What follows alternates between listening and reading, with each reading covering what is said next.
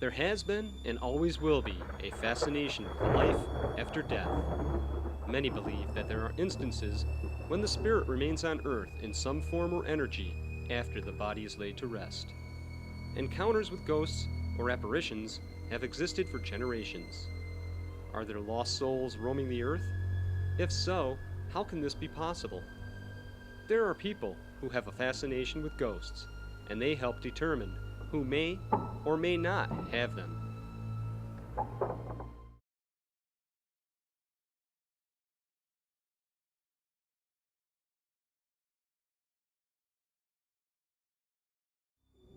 Ghosts have been known to interact with the living. There have been countless tales of unexplained occurrences and ghostly sightings. This can be a frightening experience for most people, but for others, it is a world of fascination. Why? What drives other people to search for and detect ghosts? I want to prove it scientifically that there is something out there, something more than what we know. Having had an experience, you're that much more about wanting to find out why, how, can I recreate this, does it happen, why does it only happen to certain people, and so you get driven in that sense.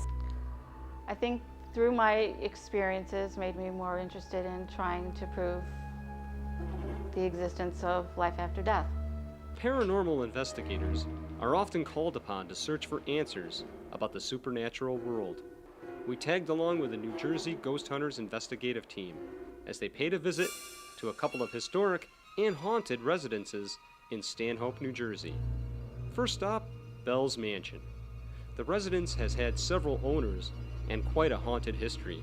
The home was built between 1835 and 1840 and is rumored to be haunted by several ghosts. I was talking to my husband. He was there with another gentleman sitting at the bar stools. I was facing them, and all of a sudden a hand just gently rested, like someone were to lay their hand on your back. It was very definite. I spun around to see who it was, and it was no one.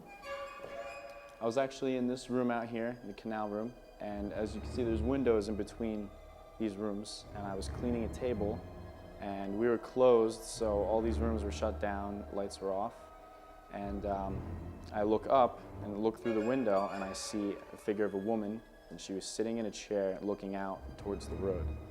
And I looked for about 10 seconds and just tried to, really register what I was seeing. And once I was pretty sure that I saw a woman, I walked out, I walked past the room, and I looked in, and I didn't see anything in the chair when I walked past. But when I'd gone back to the hallway, I told everybody what I saw, and they were all pretty excited about it. And he came out in the hallway, and he was white as a ghost. I mean, I should say a sheet, no pun intended, but he couldn't even talk. And he had seen something. We all went to the room and looked. Of course, it was gone, but that was the first real sighting that I had anybody actually seen the woman. The team begins to roam the sparsely lit rooms of Bell's Mansion, looking upstairs and downstairs for some sign of paranormal activity. Well, our mission primarily is to search out definitive proof of life beyond the grave, and doing that by using conventional media such as the EMF meters, the recorders, the audio, digital, photography, everything that way we have some form of tangible proof. Hopefully we can get proof of existence of a spirit. A full-bodied apparition would be nice.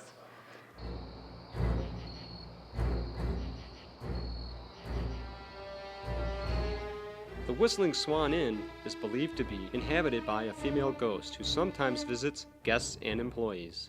The previous owners never told me about the haunted history of the inn. We just kind of realized it as things evolved in the house.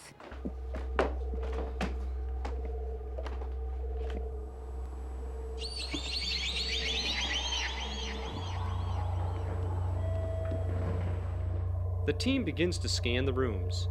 They begin to record and collect activity on all 3 floors, and then they make their way to the basement.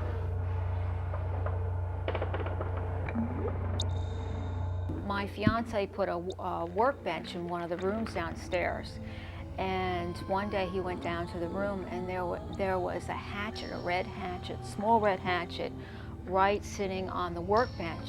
He thought, oh, that's really strange. And he came upstairs and he said, did you put that hatchet there? And I said, no, I didn't put it there. And we surmised it was the ghost that put it there.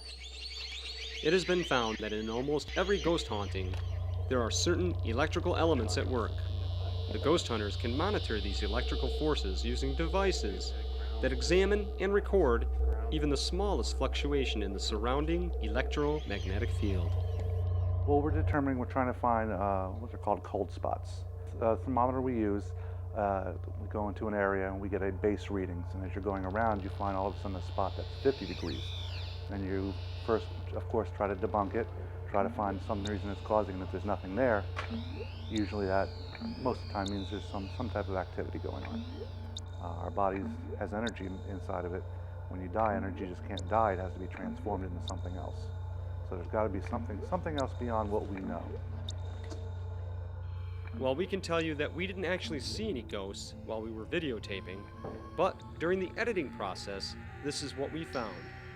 See for yourself and decide. As we slow the video down, frame by frame, shadows seem to appear and then fade. And balls of light float by. Are they a life force? Is the spirit world trying to contact us?